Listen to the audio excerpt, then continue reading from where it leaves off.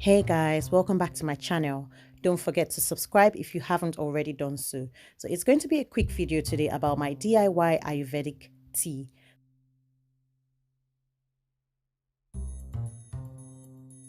So these are the ingredients that I used.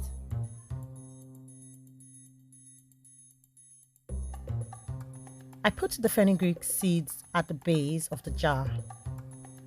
And then next I put my moringa powder. And then I put my herbs. I'm using the dried basil because that's what I found in my kitchen cupboard. So I'm just making a little bit, taking a little bit. And then next I put the dried parsley.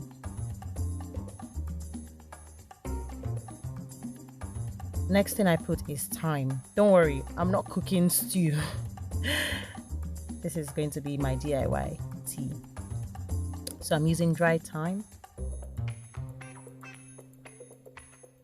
And then I'm going to put the tea in. I think it was a bad idea putting the tea bag in there, but that was what I did.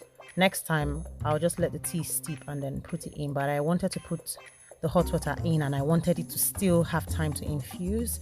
Now, this is my fresh sage tea. I just had some fresh sage leaves and I steeped it in boiling water. At this point, I would need to put the rest of the sage tea. So I'm just taking these ones, the leaves away, and then I'll pour the rest. I used a relatively small jar. I should have used a bigger one, but I would know that for future.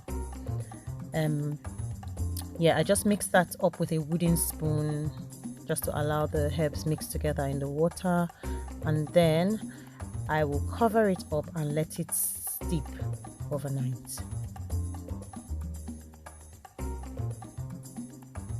So the next morning I sieved it. I just did like a decanting, and I'm using a jug because I don't have proper tools for, pouring the tea without spilling it. So a jug makes it a bit easier.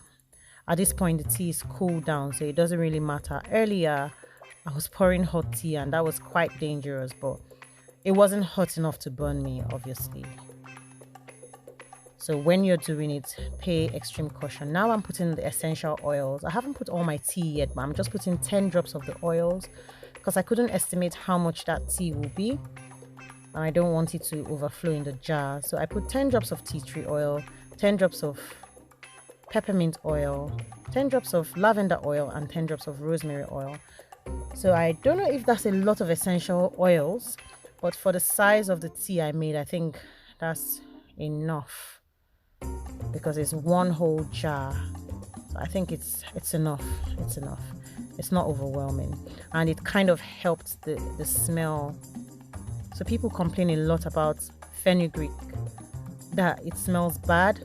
I haven't experienced it because I probably haven't smelt it really because of the fact that I put a few essential oils. And then I just poured the rest. At this point I'd put my oils in, so I know that it's not overflowing. So I poured the rest of my tea, and then the little bits, the issue I noticed was that the moringa had little bits. So those little bits are what I had to squeeze out, kind of. But I just allowed it drip through. Moringa is very fine, so you have to be really careful, otherwise you would have the bits come through the sieve. So yeah, at this point I'm still doing my decanting just because I want to make it easier to pour into my applicator bottle. So yeah, that's it. It's pretty much ready. So I'm going to be spraying this on my hair for the next week, and then I'm pouring this one and I'm just going to refrigerate it. I ended up freezing it. I hope it's still potent enough when I defrost it, but I used this one for a week, but I didn't really want the other one in the jar to stay too long, and that was the reason I froze it. So that's everything, folks. Don't forget to subscribe. Thank you for watching, and I'll see you in the next video. Bye.